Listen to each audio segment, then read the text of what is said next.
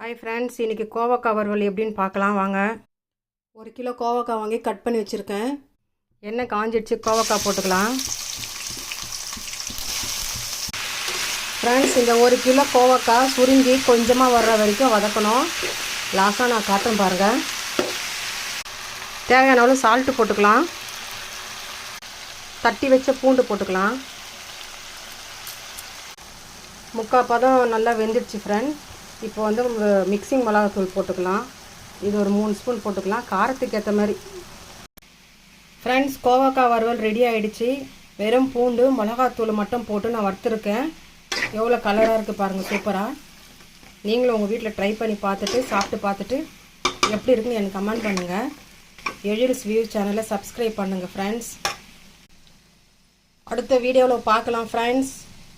Bye friends.